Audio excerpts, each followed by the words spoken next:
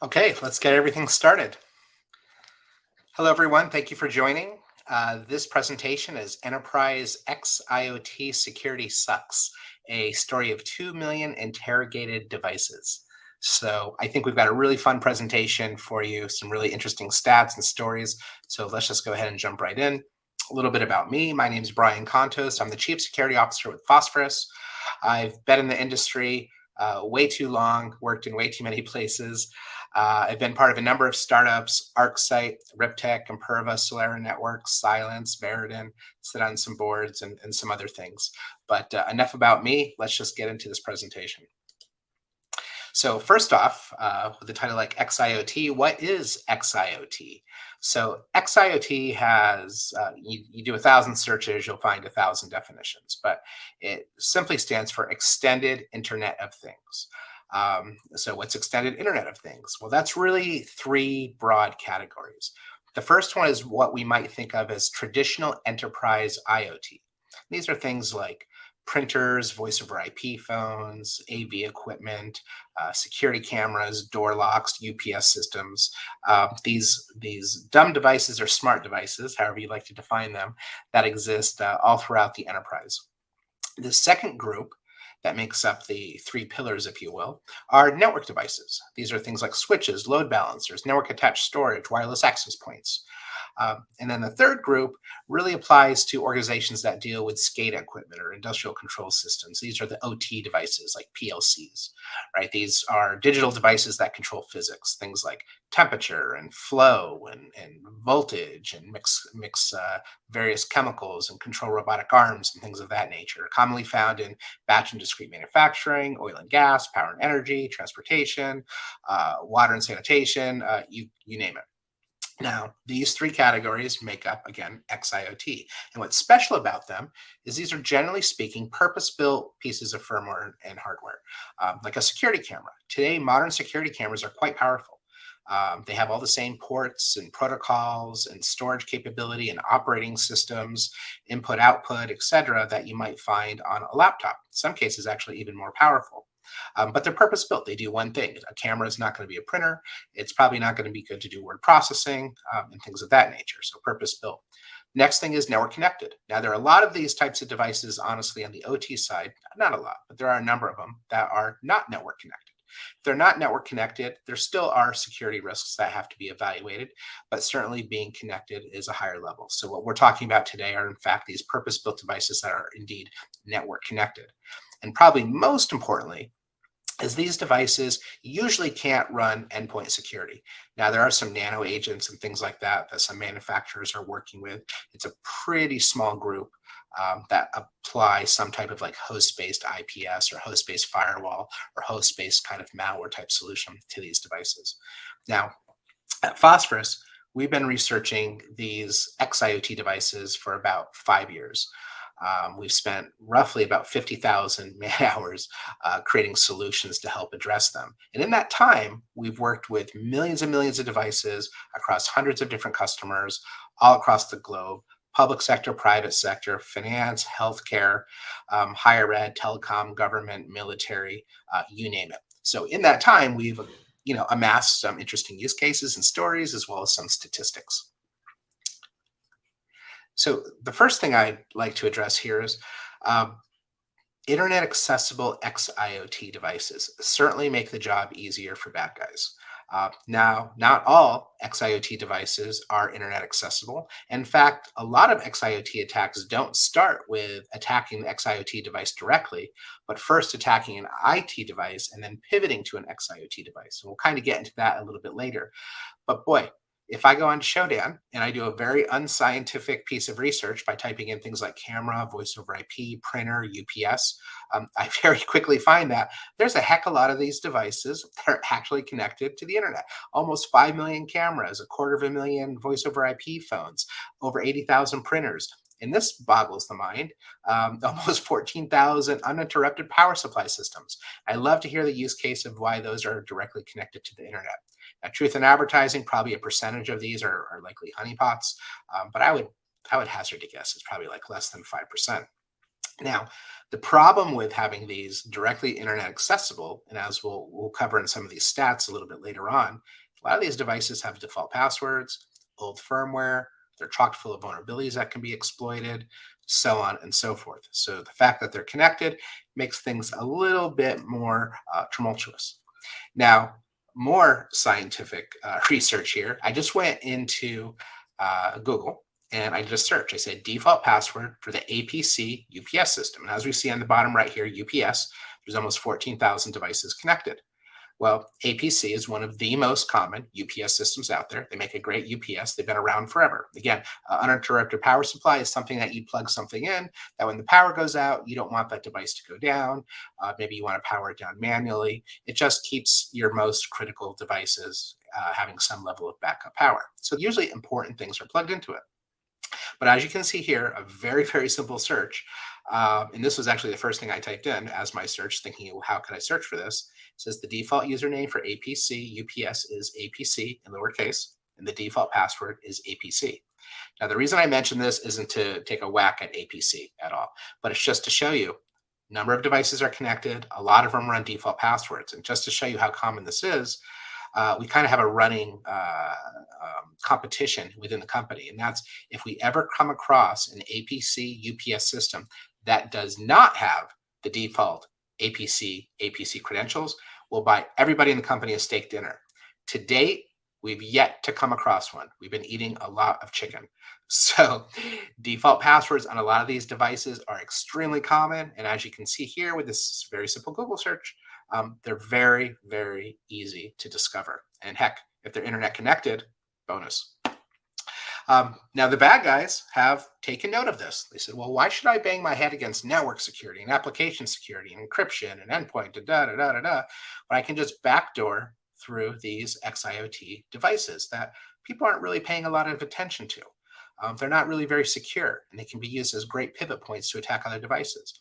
In this example, Russia took note, and they had a tool built for them called Frontin. This was designed by contractors for the Russian FSB.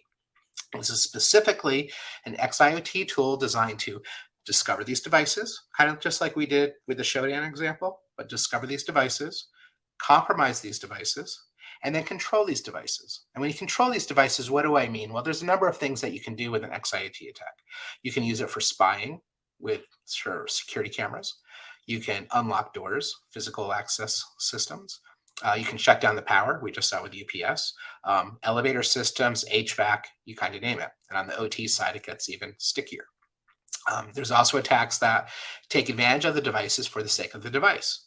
So instead of a physical attack, what it's actually doing is saying, hey, I'm going to add you to my botnet, or I'm going to use you for cryptojacking. We see a lot of these devices actually being used for crypto mining. Someone's got 20,000 unsecured cameras, which again, just like a laptop, it's a great place to do some crypto mining until you get your power bill and you go, what, yikes, what's going on? What's happening? If anyone's ever seen these attacks, they suck a lot of power. They could add these devices to a botnet. They could use it for DDoS attacks, distribution of malware, phishing attacks, you kind of name it. And then the third, and I would say probably the most common that we're seeing now is using these devices in turn to attack IT devices on-prem or in the cloud, and then steal sensitive data. So again, I get in through IT, I pivot over to XIoT, I use those XIoT devices to attack IT, local and in the cloud, because no one's watching them. They're very insecure. And then maybe I compress, aggregate, and exfiltrate over ICMP or something like that, right? So that's a common use case. And we'll talk about more of those in a couple examples in a moment. But again, this was a tool developed, military-grade tool. And unfortunately for the Russian FSB, it was actually stolen from them by Digital Revolution Hacking Group and released online. So you can get it from your favorite torrents where you download tools like this. Some of you are probably very familiar with those. And if you can read Russian, there you go. You have a military-grade XIoT hacking tool. And anybody else that has access to the torrent has the same. And Russia's not the only one. And in their defense, China's not the only one either. I'm just calling out these two because they're pretty well-known examples. So China actually skipped the middleman. So instead of actually saying, here's an XIoT hacking tool to go hunt and find them, they're saying, look, we're building these things. We'll just stick some malicious code right into the camera, right into whatever device we're making. And in fact, a number of devices have been banned by the US government for use in government organizations and with contractors. Here's just a few: Huawei, ZTE, Hikvision, and several others. In fact, the most common security camera, and there's some overlap between consumer and enterprise security cameras, printers, things like that. You see a lot of overlap. We at Phosphorus don't really focus on consumer, but again, sometimes they exist in this world. But one of the most common, actually, be honest, the most common security camera that was on Amazon for several years, shipped with malicious code slash malware pre-installed. A lot of these cameras, if you said, hey, stop recording video, stop recording audio, it said, sure thing. I'm going to turn that green light to red. But what else was it doing? It was still recording audio, it was still recording video, and it was still piping it out, which eventually made its way to some other remote location. So again, some of these devices are so malicious, they ship with the bad content pre-installed, skipping that middleman. Now, as you saw in that previous example, Hikvision was one of the cameras. On August 23rd, so not that long ago, I'm recording this presentation on September 23rd of 2022. These Hikvision cameras, some of which already ship with that malicious code already on board, were found to actually have an exploit, and this is a remote command exploit on over 80,000 of these devices. I actually think that number is pretty low, but this is a critical command injection flaw. So simply put, you can run disparate commands on these Hikvision cameras. And what it was discovered on is about 2,300 orgs across about 100 countries. Again, I think these numbers are small, but the big headline was, oh, and there was a security patch for this back in September 2021. We typically don't see people upgrading their firmware on these devices, and certainly not within a year. In a lot of cases, it's either never or maybe it's about 6 years old. And we'll share some stats on that a little bit later. But what a kick in the teeth this is. Hey, I've got a Hikvision camera that comes out of the box with malware installed. And hey, if that's not enough, here's a bunch of exploits to take advantage of it. Again, this is the new. This is what people are going after. Now, kind of the poster child for XIoT attacks is the Mariah botnet. And this is way back in 2016, but I like to bring it up for a few reasons. The first thing the attackers did was they used something like Shodan to do a search looking for security cameras online that were running Telnet, so port 23. So far, nothing too fancy. But just by doing that, then they said, let's go ahead and try the default password. And just like we checked for the APC UPS password, you could do the same thing here. And they checked for those default passwords, and they said, if that wasn't working, let's try about 8 or so common passwords. Using that simple technique, search for some cameras, and then actually go ahead and look for Telnet and get these, try these default passwords. They were in fact able to create a botnet so capable out of security cameras that they took down Sony, PayPal, Netflix, GitHub, Twitter, Reddit, a number of telecoms, and other organizations. This is just based on cameras. Now, this is why I like to bring this point up. Beyond that, which is kind of shocking, is the fact that there's so much white labeling and shared libraries in the XIoT space. And by that, what I mean is these devices, I might be building a camera software for a company that wants to make a camera IoT. And I use some shared libraries and white labeling that's used for a printer or a voice over IP phone or a smart TV. And because of that, the same vulnerabilities or default passwords or open protocols that exist on that camera exist on that printer and that phone, etc. So if I just expand the search beyond camera to include printer, I can amass a much, much larger botnet, which is pretty interesting. Now, this is the example that I really want to hit hard here, because this is based on an attack called Quiet Exit. Now, Quiet Exit was discovered by Mandiant about a month ago, maybe a little bit more than a month ago now. And very simply put, attackers got into the organization through the standard way, either through social media or email, a phishing attack. They somehow got into a laptop, for example. Once there, they knew that wasn't a great place to hide out because they wanted to start exfiltrating data. So they started looking for these BSD devices, these network devices, things like load balancers, wireless access points, switches, network attached storage, things like that. And on the IoT side, phones, cameras, printers, all that sort of thing, which generally run Android or Linux, a lot of Ubuntu. So again, these are common operating systems that people are pretty aware of.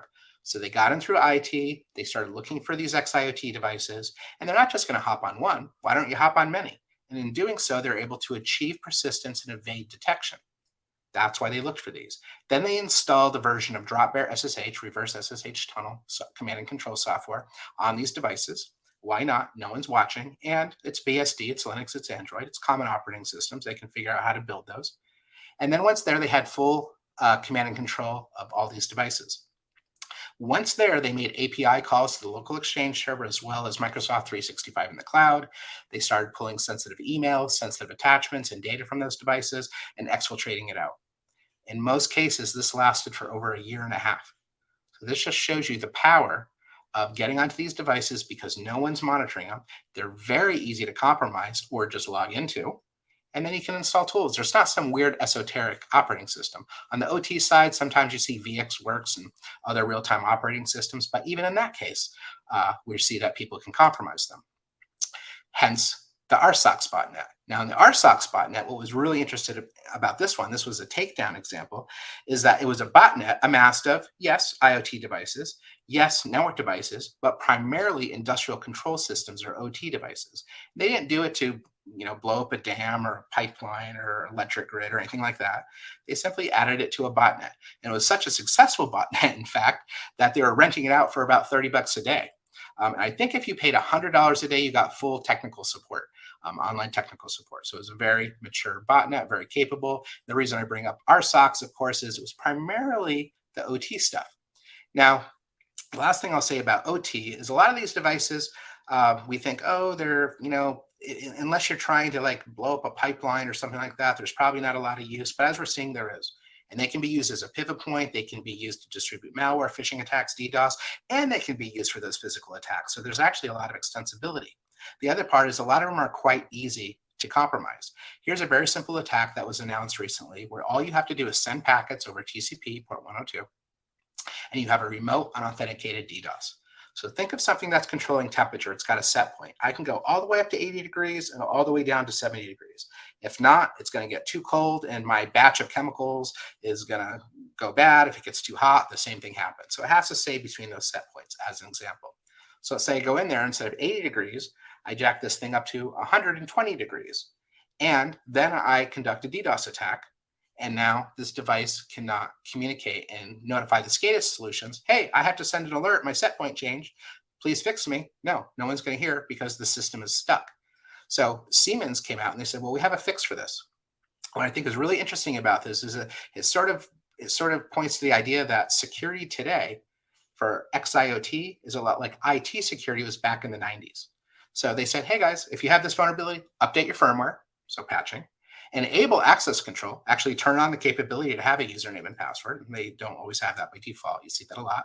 Once you do that, set a username and password, and then disable unneeded protocols. Shut off Telnet if you don't need it. Run SSH. Don't run HTTP, run HTTPS. Maybe you don't need Bluetooth Low Energy. Maybe you only want wired Ethernet and not wireless. Again, very basic suggestions here. Now, in our stats, what we're finding in our research that we've done, again, across millions of devices, over 5 years of doing this, is just about 3 to 5 XIoT devices per employee.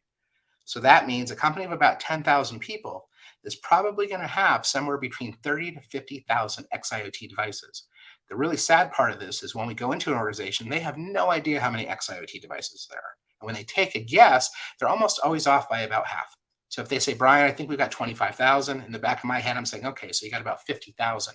And that's about what we're seeing, 3 to 5 devices. Now, law firms have a little bit less, retailers have a little bit more, industrial manufacturing has even more than that, but on average, 3 to 5. So that's probably the stat you're thinking about if you're thinking of your own company. Also, default passwords, about 50% of the time, those passwords are default, like ABC, UPS is APC, APC. But rotation frequency, no one's rotating them. In fact, they usually, if they are changed, they're changed once at installation. Complexity, we see a lot of just numeric passwords. Some devices, especially on the OT side, only support that. And then length, we don't see, complex passwords of, at least 15 or 20 characters rotated because there historically wasn't a way to address that. Firmware, a lot of the firmware we find is end of life. It's not just old, it's just end of life, 26% in fact. And the remaining firmware, that 74%, the average age is about 6 years. Think of your mobile phone. Would it even work with a 6-year-old operating system? Would the apps even work? How about a 6-year-old app? Probably not. And with old firmware comes vulnerabilities. And in fact, 68%, almost 70% of all the devices we see have level 8, 9, and 10 CVEs. So if you have a CVSS score of 9 or 10, that's a critical hole. That means I can remotely take administrative control of your device with little to no skill. If I told you this was the case across your IT environment, you'd go run and shut down this webinar and go check it out right now. But that's just the case that we're seeing in XIoT. Now let's talk about some of the biggest offenders. There's a big list here. I had to kind of shrink it down for the sake of this presentation, but KVM, keyboard, video, and mouse switches. So I've got one monitor, one keyboard, one mouse, and I've got a whole bunch of devices plugged into it. Maybe 5 devices, maybe 50, who knows? It's just a way to scale in racks. Most of us are familiar. Most of these devices ship with Ubuntu version 10. Ubuntu version 21 is the latest, so you're looking at an operating system that's way back from 2010. Unpatched, super vulnerable, easy to control. And look at all these devices that you've probably put security on that are connected to this, but the KVM switch that's jacked into each one, no security. Very similar to this is lights out management. Things like iDRAC, IPMI, ILO. This is that little Ethernet port with the arrow pointing to it. It's not really an Ethernet port. It's a lights out management port. And it's basically a Linux operating system that you can turn power on and off, change network settings, configurations, open up a shell, spawn a virtual terminal, upload software, malware. And again, they're running Linux, sometimes VxWorks. Again, very, very common. And usually the devices that have these are pretty critical in your environment. Servers and cabinets, uninterrupted power supplies, cable management, tamper management, temperature control. They have all sorts of smart capabilities in them as well. And a lot of the times these never get updated on the firmware side because to update them, you have to reboot them. And to reboot them means everything connected has to reboot and people just don't schedule that downtime. So it's a great way to say, why hack the servers? Just hack the systems that are managing the servers. Lights out management, KVMs, and racks. The next is physical access controllers. Here's a case where you've got all these devices, all these sensitive devices in your organization, people, data, etc., secured by these digital access points, badge readers, biometrics readers, and so forth.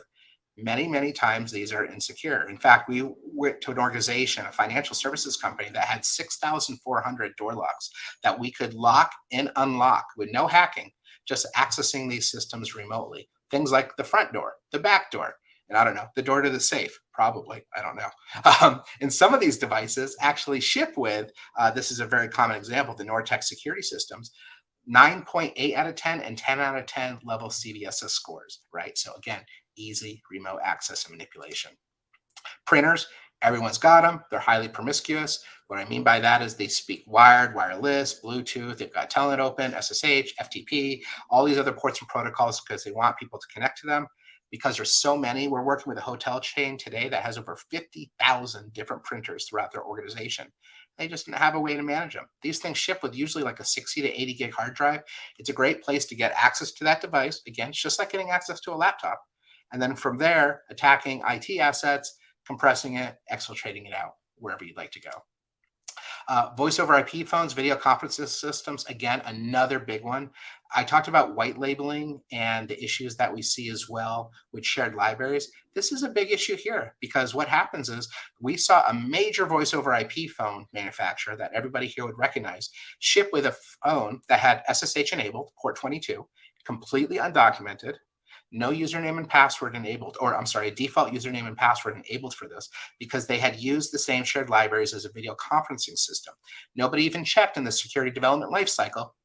They didn't have a security development lifecycle, but nobody checked during the development process to say, let's just see what ports we have open. And if they're open, let's see what the passwords might be enabled. So it just kind of shows you that gap. We take a lot of things for granted on the IT side that really aren't being thought of on the XIoT side, again, because it's a little bit like 1995. And the biggest offender, security cameras. Everyone's got them. If they have one, they probably have 1,000. If they have 1,000, they probably have 10,000. We work with organizations that have definitely tens and tens of thousands. The biggest problem with these, and the fact that they're extremely powerful, and as I said, in some cases, even more so than a laptop, and they're usually running Linux or BusyBox. BusyBox is another variant. But there's a lot of finger pointing. Who runs it? Is it physical security? No. Is it facilities? Network security, IT security, a third-party vendor? It's like the end of Spider-Man, where everyone's pointing at each other. Nobody wants to take responsibility. Why? Because it's such a pain to manage these things. You're going to send a football team of people with paper clips to go reset these things and do everything? No. So historically, no one's done anything to address these devices. And beyond sort of the enterprise XIoT world that we've been talking about, there's Internet of Battlefield things. We talked a little bit about the industrial stuff. We just kind of put our toe in the water there, but there's healthcare devices, smart ships, smart cities, things like this. So it's a very, very expansive problem. And XIoT is much larger than endpoint and cloud combined.